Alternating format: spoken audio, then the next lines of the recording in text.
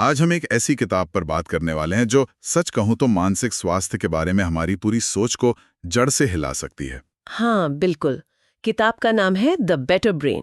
और इसके लेखक कोई आम लेखक नहीं है ना? बिल्कुल नहीं। ये दो बहुत ही जाने माने साइंटिस्ट हैं, बोनी जे कपलान और जूलिया जे रकलिज।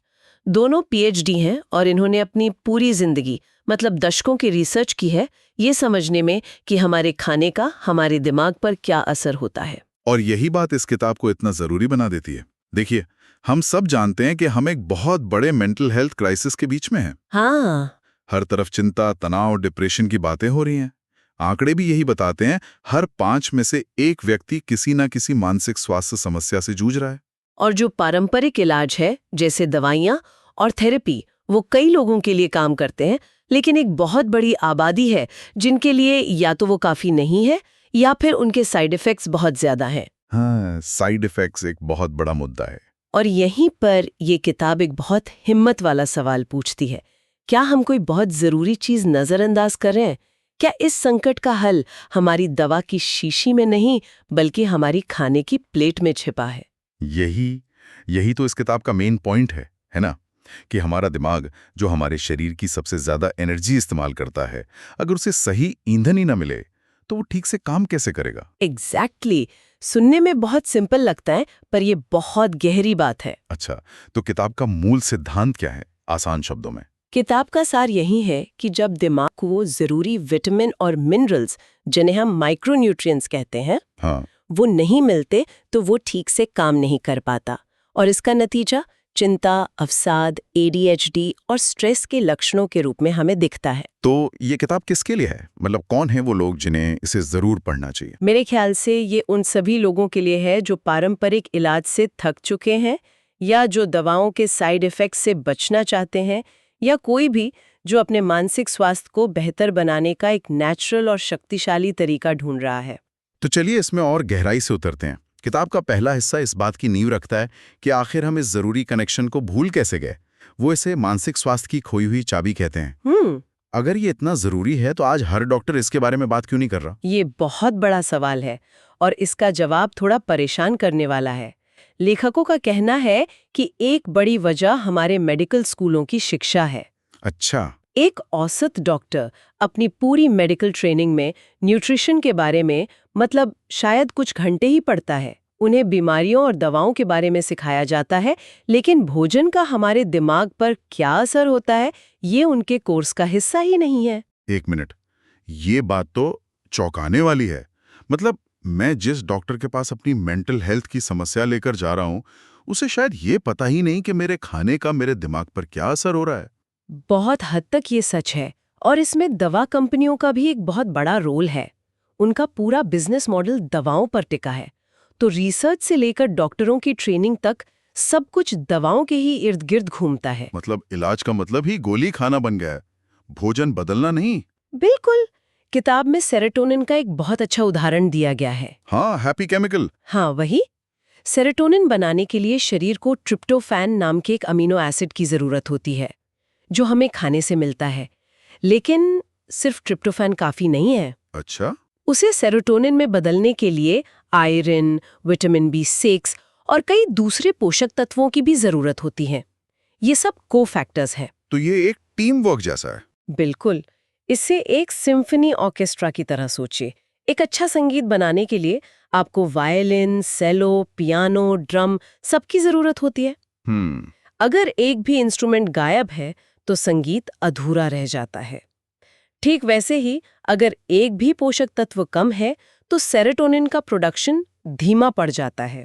वाह, ये ऑर्केस्ट्रा वाली बात तो कमाल की है। इसका मतलब ये हुआ कि अगर कोई सिर्फ विटामिन डी की गोलियां खा रहा है, ये सोचकर कि उसका डिप्रेशन ठीक हो जाएगा, तो वो बस ऑर्केस्ट्रा में एक वायलिन भेज रहा है और पूरी धुन की उम्मीद कर रहा है। बिल्कुल सही। यही मैजिक बुलेट सोच है जिसकी किताब आलोचना करती है। हाँ, कि कोई एक चीज सब कुछ ठीक कर देगी। ऐसा नहीं होता। दिमाग को काम करने के लिए लगभग 30 अलग-अलग विटामिन और मिनरल्स का पूरा ऑर्केस्ट्रा चाहिए। और मामला यही खत्म नहीं होता। किताब एक और चौंकाने वाली बात बताती है, जिसका शीर्षक है दादी माँ के आड़ू जैसा नहीं। इसका क्या मतलब है? इसका मतलब है कि आज हम जो फल और सब्जियां खा रहे हैं, उनमें उतने पोषक तत्व हैं ही नहीं जितने 50-60 साल पहले हुआ करते थे। क्यों? ऐसा क्यों? वजह है मिट्टी का क्षरण। जो हमारी मॉडर्न फार्मिंग है, बार बार एक ही फसल उगाना, इतने सारे केमिकल फर्टिलाइजर्स का इस्तेमाल करना, इन सब ने हमारी मिट्टी से जरूरी मिनरल्स छीन लिए हैं। मतलब मैं ये सोचकर सेब खा रहा हूं कि ये हेल्दी है, लेकिन असल में मैं 50 साल पहले वाले सेब का सिर्फ एक पोषण घटा हुआ वर्जन खा रहा हूं। हाँ, ये एक कड़वी सच्चाई है। और इसके ऊपर से हम अल्ट्रा प्रोसेस्ड फूड खा रहे हैं, जो हमारी गट हेल्थ यानी आंत के माइक्रोबायोम को बर्बाद कर रहा है। आंत और दिमाग का कनेक्शन, इस पर भी किताब में जोर दिया गया है। बहुत ज्यादा। हमारी आंत में जो अच्छे बैक्टीरिया होते हैं, वो हमारे मूड को कंट्रोल करने वाले न्यूरोट्रांसमीटर बनाने में मदद करते हैं। जब हम प्रोसेस्ड फूड खाते हैं तो हम इन अच्छे बैक्टीरिया को मार देते हैं। इससे शरीर में सूजन बढ़ती है, और ये सूजन सीधे तौर पर डिप्रेशन और एंग्जाइटी से जुड़ी हुई है। तो ये तो एक तिहरी मार है। डॉक्टरों को ट्रेनिंग नहीं, खाने में पोषण कम, और प्रोसेस फूड हमें एक्टिवली नुकसान पहुंचा रहा है। ठीक है, समस्या बहुत बड़ी है। पर अब सबसे बड़ा सवाल, क्या इसका कोई ठोस सबूत है कि सिर्फ पोषण बदलने से वाकई में फर्क पड़ता है? बिल्कुल, और किताब का दूसरा हिस्सा इन्हीं सबूतों से भरा हुआ है। सबसे पहले वो बड़े पैमाने पर हुई स्टडीज को देखते हैं। जैसे दुनिया भर की रिसर्च में ये लगातार पाया गया है कि जो लोग मेडिटेरेनियन डाइट खाते हैं, जिसमें बहुत सारे फल, सब्जियां, साबुत अनाज होते हैं, हाँ, उनमें डिप्रेशन की दर काफी कम होती है। और इसके उलट जो लोग वेस्टर्न डाइट यानी अल्ट्रा प्रोसेस्ड आहार खाते हैं, उनमें मानसिक स्वास्थ्य समस्याओं का खतरा 30 से 40% तक बढ़ जाता है। लेकिन यहां मुझे एक शक है। अगर कोई व्यक्ति वाकई गहरे डिप्रेशन में है, तो क्या उसे ये कहना कि बस सलाद खा लो काफी होगा? क्या सिर्फ डाइट से क्लिनिकल डिप्रेशन ठीक हो सकता है? ये बहुत ही जायज सवाल है, और किताब इसका जवाब देती है, हमेशा नहीं। हल्के से मध्यम लक्षणों के लिए आहार में बदलाव चमत्कार कर सकता है, लेकिन गंभीर लक्षणों के लिए, जैसे सिवियर डिप्रेशन, बाइपोलर डिसऑर्डर या ADHD, सिर्फ आहार बदलना काफी नहीं हो सकता। तो फिर यहीं पर high dose broad spectrum supplements की भूमिका आती है। ब्रॉड स्पेक्ट्रम मतलब फिर से वही ऑर्केस्ट्रा वाली बात। एग्जैक्टली। लेखकों ने खुद ऐसे कई क्लिनिकल ट्रायल किए हैं जहां उन्होंने ADHD, डिप्रेशन और बाइपोलर डिसऑर्डर से पीड़ित लोगों को हाई डोज विटामिन और मिनरल के कॉम्बिनेशन दिए, और नतीजे चौंकाने वाले थे। क्या हुआ? लोगों ने अपने लक्षणों में इतना सुधार देखा जो अक्सर दवाओं से भी नहीं मिलता, और वो भी बिना किसी साइड इफेक्ट के। किताब में ऑटम स्ट्रिंगम की एक कहानी है, वो तो रोंगटे खड़े कर देती है। हाँ, ऑटम की कहानी इस अप्रोच की ताकत का सबसे बड़ा सबूत है। वो एक ऐसी महिला थी जिसे गंभीर साइकोसिस और बाइपोलर डिसऑर्डर था। उस पर दर्जनों दवाएं बेअसर हो चुकी थीं।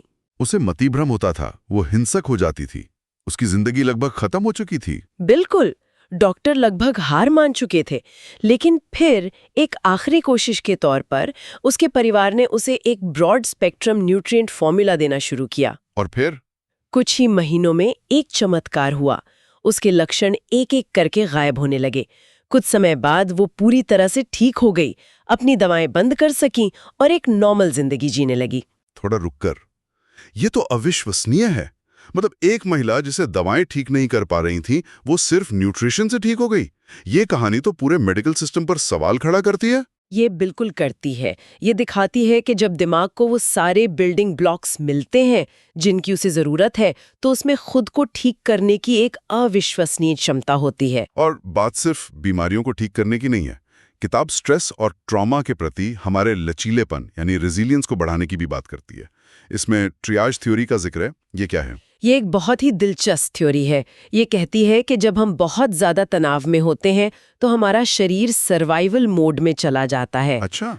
वो शरीर में मौजूद सभी जरूरी पोषक तत्वों को तत्काल जिंदा रहने के लिए जरूरी कामों की ओर मोड़ देता है, जैसे कि लड़ो या भागो रिस्पांस के लिए एड्रेनलिन बनाना। तो इसका मतलब है कि मूड को स्थिर रखने या फोकस करने जैसे कामों के लिए पोषक तत्व कम पड़ जाते हैं। बिल्कुल, शरीर उन्हें कम जरूरी काम मानता है। इसीलिए लंबे समय तक स्ट्रेस में रहने के बाद हम थका हुआ और चिड़चिड़ा महसूस करते हैं। हमारा दिमाग सचमुच भूखा मर रहा होता है। इसका भी कोई सबूत है? हाँ, लेखकों ने न्यूजीलैंड के भूकंप और एल्बर्टा की बाढ़ जैसी प्राकृतिक आपदाओं के बाद स्टडीज की। उन्होंने पाया कि जिन बचे हुए लोगों ने न्यूट्रिएंट सप्लीमेंट्स लिए वे उन लोगों की तुलना में बहुत तेजी से और बेहतर तरीके से रिकवर हुए जिन्होंने नहीं लिए। वाह, ठीक है, मैं पूरी तरह से कायल हूं। सबूत बहुत दमदार हैं।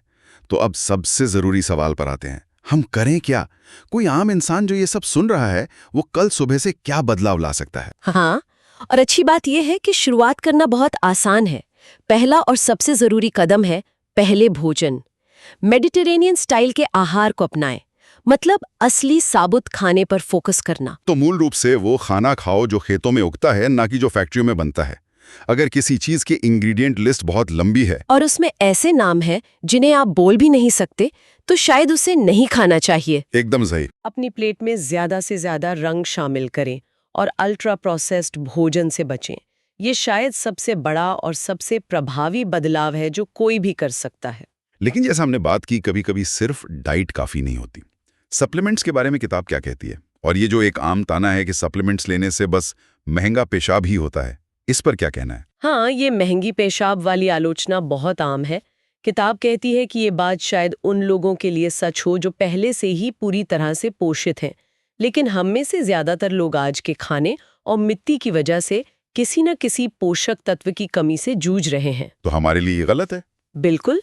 स्टडीज ब्लड सैंपल्स में साफ साफ दिखाती हैं कि जिन लोगों को इन पोषक तत्वों की जरूरत होती है उनका शरीर और दिमाग असल में उनका इस्तेमाल करते हैं। तो सप्लीमेंट कब लेना चाहिए और कौन सा? किताब का सुझाव है कि अगर आप एक हेल्दी डाइट खा रहे हैं लेकिन फिर भी स्ट्रगल कर रहे हैं तो सप्लीमेंट्स पर विचार करें, और फिर से मैजिक बुलेट से बचें।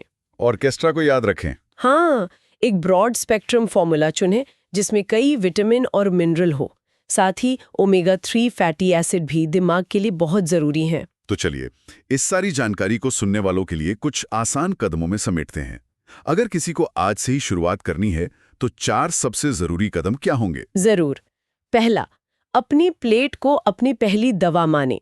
आज ही अपने खाने में एक और रंगीन सब्जी या फल शामिल करने का छोटा सा लक्ष्य रखें, बस एक। दूसरा, प्रोसेस्ड फूड से दोस्ती तोड़ें। एक हफ्ते में आप जितने प्रोसेस्ड स्नैक्स या ड्रिंक्स लेते हैं उनमें से सिर्फ एक को किसी हेल्दी चीज से बदल कर देखें।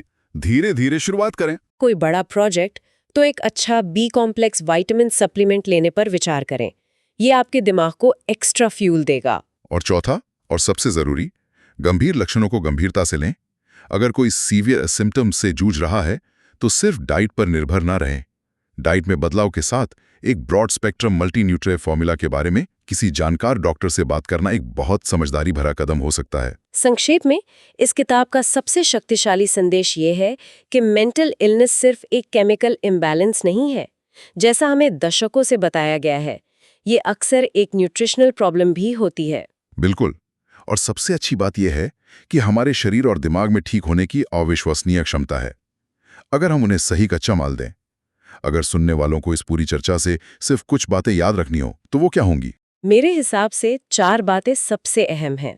1, भोजन पहले आता है। न्यूट्रिशन आपके मानसिक स्वास्थ्य की नींव है। दूसरा, ऑर्केस्ट्रा को याद रखें। कोई एक जादुई गोली नहीं है, दिमाग को एक साथ कई पोषक तत्वों की जरूरत होती है। तीसरा, आधुनिक आहार हमें निराश कर रहा है। ये एक कड़वी सच्चाई है कि हमारे खाने की घटती क्वालिटी हमारे मेंटल हेल्थ क्राइसिस में एक बहुत बड़ा फैक्टर है। और चौथा और सबसे जरूरी, कंट्रोल आपके हाथ में है। आप आज से ही अगली बार जब आप कुछ खाएं, अपने दिमाग की सेहत को बेहतर बनाने की दिशा में एक कदम उठा सकते हैं। ये एक बहुत ही उम्मीद जगाने वाला विचार है। मैं इस चर्चा को एक आखिरी सवाल के साथ खत्म करना चाहूंगी। सोचिए, अगर हमारा समाज मानसिक स्वास्थ्य के लक्षणों को, जैसे चिंता या फोकस की कमी, पहली बार देखने पर उन्हें बीमारी का ठप्पा लगाने के बजाय उन्हें अपूर्ण पोषण के संभावित संकेत के रूप में देखें, ये कलंक को कैसे बदल सकता है और इलाज के लिए एक ज्यादा दयालु और शायद कहीं ज्यादा प्रभावी रास्ता कैसे बना सकता है? ये एक बहुत ही गहरा सवाल है और निश्चित रूप से इस पर सोचने की जरूरत है। इस महत्वपूर्ण चर्चा में शामिल होने के लिए आप सभी का धन्यवाद। और ऐसी ही शक्तिशाली किताबों के सारांश के लिए जो आपको बेहतर सोचने और जीने में मदद कर सकती हैं, हमारे चैनल को सब्सक्राइब करना सुनिश्चित करें।